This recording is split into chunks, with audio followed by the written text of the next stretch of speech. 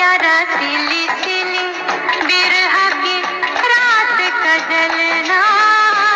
আলাপ হয়েছিল 1956 সালে। যাযাবরের জীবনের শেষে 11 বছরের বিচ্ছেদ।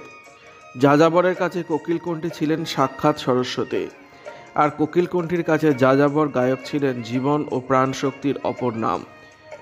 মুম্বাইয়ের হাসপাতালে যখন রোগশয্যায় শুয়ে ভূপেন হাজারিকা, তখন লতা মঙ্গেশকরের গানই চালিয়ে রাখতেন ছায়া সঙ্গিনী কল্পনা লাজমি।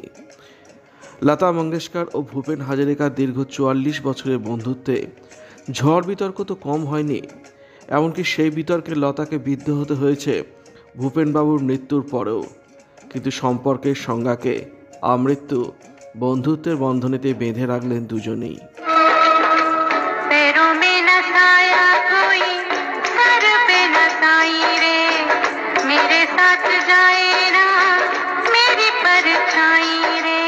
ভূপেন হাজারিকার প্রথম পছন্দের শিল্পী ছিলেন লতাজি, কিন্তু সরাসরি যোগাযোগ নেই।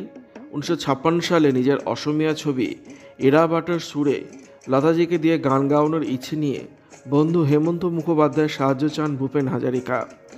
হেমন্ত বোম্বেতে লতাজি সহ মঙ্গেশকর পরিবারের সঙ্গে আলাপ করান ভূপেন হাজারিকার। লতার কণ্ঠে আজও অমর জোনাকরের রাতে গানটি।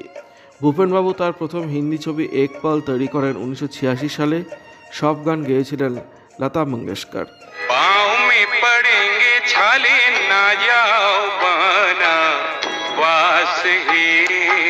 मैं तो संग जाऊं बनवा। 2012 সালে ভূপেনবাবুর মৃত্যুর বর্ষপূর্তিতে এই নিয়ে বিতর্ক ফের মাথাচাড়া দেয় স্ত্রী প্রিয়াঙ্গদা পাটেল হাজারিকার দাবি ঘিরে। কলকাতায় এলে সাধারণত ভূপেনের টালিগঞ্জের বাড়িতেই উঠতেন লতা মঙ্গেশকর। প্রিয়াঙ্গদা সরাসরি দাবি করেন, লতাজি কলকাতায় এলে ভূপেনবাবুকে আর কাছে পাওয়া যেত না। লতাকে নিয়ে তাঁর ও প্রিয়াঙ্গদার মধ্যে টানাপোড়েনের ছবি ফুটে উঠেছিল ভূপেনবাবুর আত্মজীবনী আমি এক যাযাবরেও।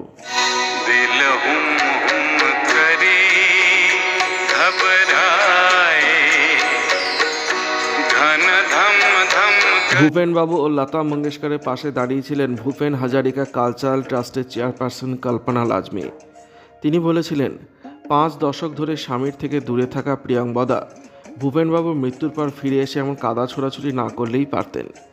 লাজমি ঘটনাটি লতাকে জানান। লতা মামলাও করেছিলেন। ভূপেনবাবুর 4 দশকের সঙ্গিনী কল্পনার দাবি, দুইজনের পবিত্র সম্পর্কে তথাকথিত প্রেম থাকলে আমি অন্তত জানতাম, কিন্তু ভারতে প্লেটনিক প্রেমকে বোধহয় পাত্তা দেওয়া হয় না বলেই মৃত্যুর পরও ভূপেন ও লতাকে ঘিরে এত বিতর্ক।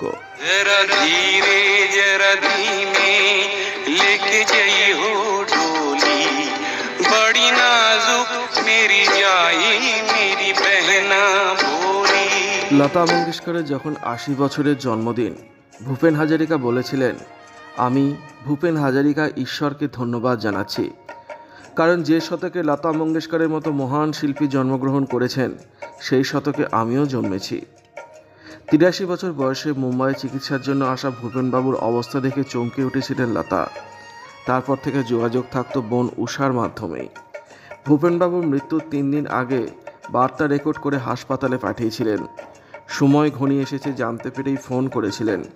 মৃত্যুশয্যায় থাকা ভূপেনবাবুর কানে ফোন ধরেন কল্পনা। কান্না ভেজায় কণ্ঠে লতা তার আরোগ্য কামনা করেছিলেন। রুদালির গান ছড়িয়ে পড়ে কেবিনে, এক বুঁদ কভি পানি কি মেরি আঁখিयों से बरसाए। জল গড়িয়ে পড়েছিল দুজনেরই চোখ বেয়ে।